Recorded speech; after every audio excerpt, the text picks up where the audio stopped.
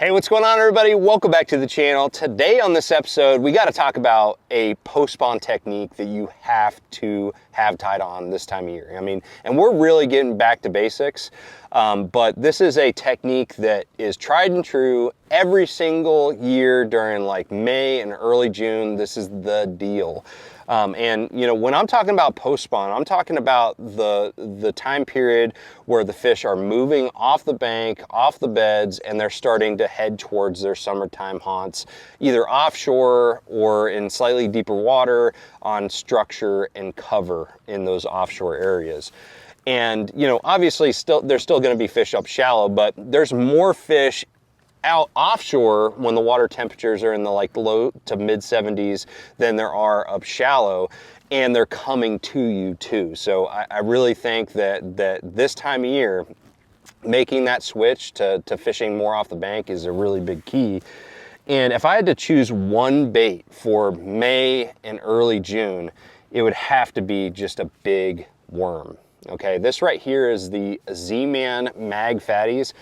I've made more money off of this big worm than any other big worm on the market, but regardless of the brand or the type of worm that you're using, a bigger profile worm just seems to not only get bigger bites, but better quantities of fish during this time of year than any other time of the year that you can throw a big worm.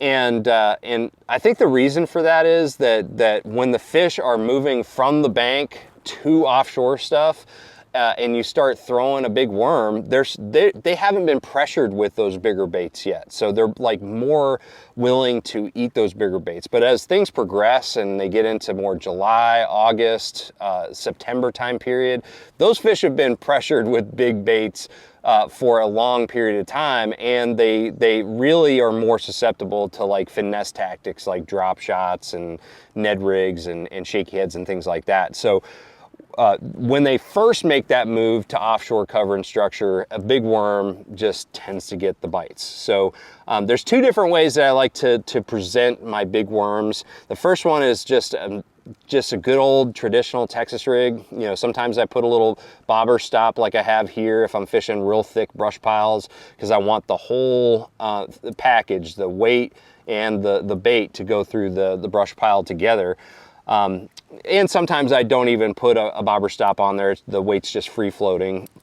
So either way works, depending on the situation. But a Texas rig worm is one of the most efficient presentations for fishing offshore structure and cover, especially cover. You know, fishing vegetation or brush piles or laydowns, anything like that. Texas rig is what I'm going to be using when I'm faced with cover in those offshore areas, those post-spawn areas. However, if I'm fishing more like clean bottom type of areas where maybe I'm doing a little bit more dragging than hopping, you know, like ledges, you know, on the Tennessee River, Lake Chickamauga, if I'm fishing clean bottom areas with shell and gravel or sand, it's going to be with a mag shaky head. All right, so it's not going to be the Texas rig. It's still going to be weedless. I mean, the mag shaky heads like this one right here, this is the Secret Lures lead shaker. This is still a weedless presentation, but because it has that football head, jig head design, it's not as good coming through cover, but it's really good at just dragging on clean bottom areas. And it keeps that bait sticking straight up, which the Mag Fatties does on its own because it's made of Elastec and it's really buoyant. And also another reason why you want to use a jig head like this as opposed to a Texas rig when you're dragging is because when you got the Texas rig dragging on the bottom, the line is constantly making contact with, you know, whatever's on the bottom, you know. And if you're talking about shells, that means that you're going to be chewing up your line pretty darn quick. But with a jig head like this, the line tie is kind of pointing up. So really you're making contact in this area of the jig head, and you're really not grinding the line as much on the bottom.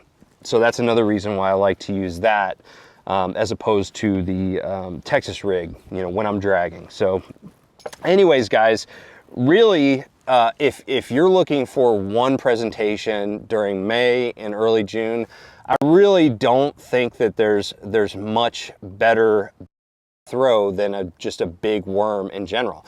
And again, once you start getting into more you know, high pressure time periods, or where the fish have seen a lot of baits for a long period of time in those areas, you may want to go more finessey. But right now, go big or go home. So thank you guys for watching. If you have any questions, drop a comment below. Other than that, if you have a topic you want me to do a video on in the future, drop that in the comment section as well. Make sure you like, share, and subscribe if you enjoy this content. And also check out the description below for all the tackle that I like to use with these two different rigging styles with these big worms. So other than that, I'm gonna see you out in the water. Make sure you have a lot of fun during the post spawn. Go catch them and trust the process.